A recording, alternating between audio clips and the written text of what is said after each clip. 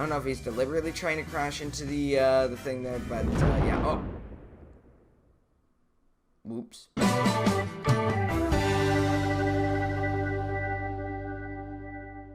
Hey guys, welcome back to another video, and in today's video, we're back in Tiny Sailor's World, and in today's video, we're going to be checking out another update. So yeah guys, let's get into the video. Alright, so the first ship we're taking a look at is the Queen Elizabeth from the Cunard line.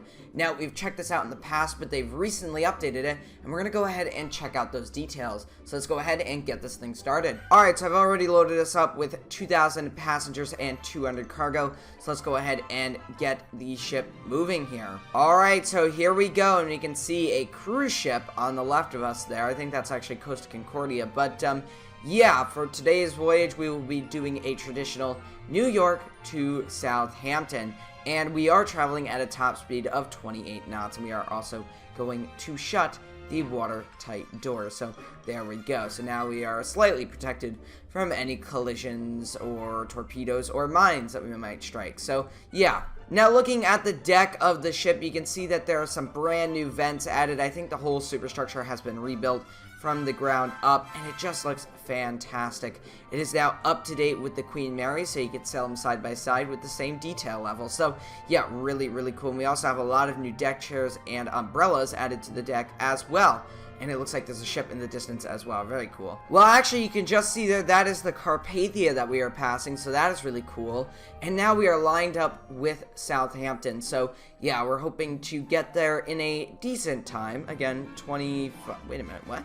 I thought we were traveling at 28 knots earlier. Don't know how we got down to 25, but, okay. That's a little strange. But as you can see, we are now heading towards Southampton, and, yeah, this should be fun. Now, this ship does have 4 propellers like the Queen Mary, and it is very nice. You can see they're spinning there, and, oh, crap! Nope, nope, nope, nope, nope, nope, nope. Alright, we're gonna stop the ship. Stop, stop, stop. Yes, I have finally learned how to do the anchor controls for these ships, and as you can see, we were about to just ram into the land there. That would not have been good, and I just accidentally opened up the sinking button. We don't want to do that quite yet, so yeah, we're going to go ahead and just reverse here. We're going to go ahead and get moving here and try not to crash into anything. Oh gosh, look at this guy here. He's, I don't know if he's deliberately trying to crash into the thing there, but yeah, oh. Whoops. So we're not going to talk about that. We're just going to keep moving. Just forge ahead. Now, unfortunately, the Queen Elizabeth did not have the same ending as the Queen Mary. It was turned into a university, or, well, quote-unquote university, because it really didn't get to that stage. It caught fire and sank in Hong Kong, and was actually slightly dismantled and buried over in concrete and sand as a dock was built there. So today it is pretty much buried. So yeah, but so far we are forging ahead. We've got plenty of fuel on board, and besides that slight mishap earlier, we are doing well, and hopefully it'll be day soon. It is 3 in the morning in game, so once the sun comes up, we'll get a really nice view of the ship, because we've only seen it in the darkness, so it'll be like a nice reveal. So yeah. Oh, that's cool. You can actually see that they have the markings on the bow, the waterline depth markings there. That's really cool. I haven't seen that on any other... I just crashed into the land. Alright, and we're back with Queen Elizabeth. Luckily, the Cunard line was able to build one for us super quick, so we could sail here once again. So everything that happened before, just forget about it. Don't worry about it. We are going and sailing during the daytime, so we'll be able to see the land and hopefully survive. So, yeah, now the only worry is mines and torpedoes, but I'm really hoping we actually get into some actual form of a voyage before we are sunk, instead of just barely leaving port and sinking. So, yeah, here we go. The fog is pretty heavy, but we do have some actual view distance, unlike at night where we have almost nothing. So hopefully we'll be okay. The waves are pretty heavy here, but it's not rolling as badly as the Queen Mary does whenever it encounters waves, but luckily the weather has just cleared up. So yeah, we should have a nice voyage ahead of us. You can see with the daybreak there is a lot of cool things that we can now see, because a lot of them are a little darker, so at night they're almost invisible. But you can see that there's some added superstructure portions, and by superstructure portions I just mean little details. And now we can see that the deck is not gray up here, it's actually blue, which is interesting. I've never noticed that, but yeah, very, very cool. So yeah, nice. Here's a nice view from just above the bridge. We get a nice left to right view of the...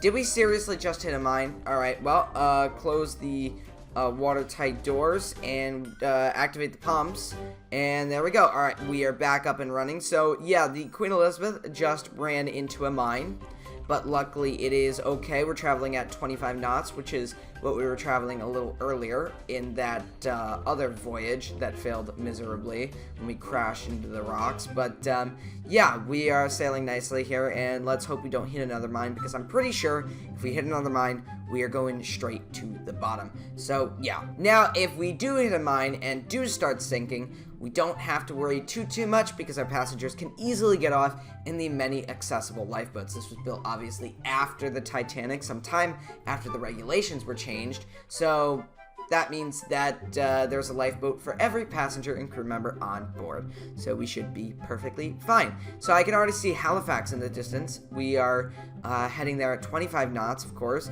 We do have 91% fuel left on board, and we do have a forward list from that mine incident. So yeah, but we are still traveling pretty fast here. I do have to say that I think the Queen Elizabeth looks a little more streamlined than the Queen Mary, and that's one of the reasons why I like it a little more over the Queen Mary.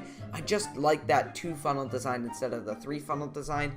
I think the 3-funnel design seems a little old school, maybe. I think this is just the perfect blend between vintage and modern day. So yeah, but let me know what you think in the comments. What do you like more, the Queen Elizabeth or the Queen Mary? So yeah, let me know. I would imagine by this stage the passengers would really be enjoying their cruise so far, their voyage.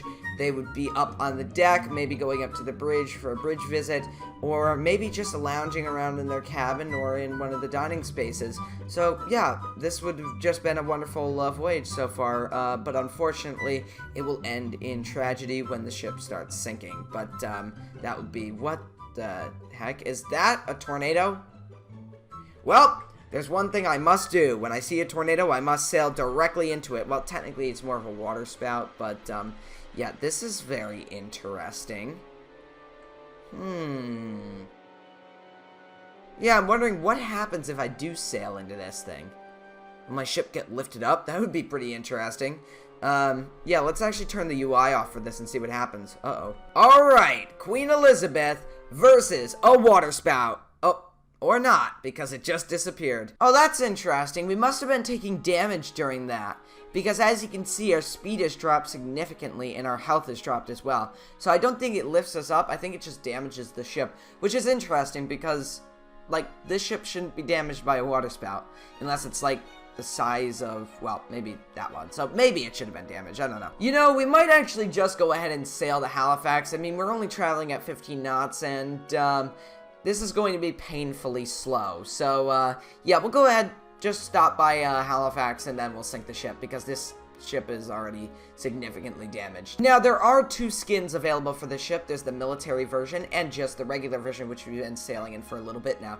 So yeah, we can go ahead and sail in this one here, and we have the weapons on the deck as well. Alright, so our passengers have been dropped off, and we are going to go ahead and sink in the military version. And I like when you actually switch out between the two, you get added details like guns on the deck. That's just awesome. Before, I think it was just you would just change the colors, but now we actually have things being added onto the deck when you change the colors of the ship. So yeah, let's go ahead and sink here. So I think there's a sink by simulation. I could be wrong. No sink by simulation, which is interesting because it's sank by fire, but you can always just click sink by fire here. So we're gonna go ahead and do that, and as you can see, the Queen Elizabeth is on fire. Oh no! Oh, people are jumping off as well.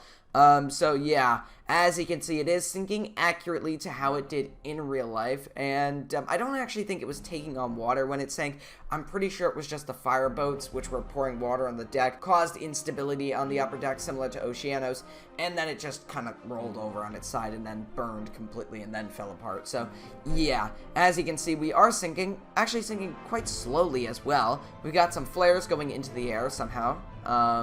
I know that the deck, where the bridge is, the bridge deck, is not completely engulfed in flames, but most of the ship is, so anyone that's up there is kind of trapped. So yeah, we do have a sunset to go along with this sinking, and we are going down by the bow. You can see the fire has actually left the bow because water has pretty much flooded that area. It hasn't gotten onto the deck yet, but yeah, the area that is most on fire right now is the stern. Is the most farthest part from the water at this point.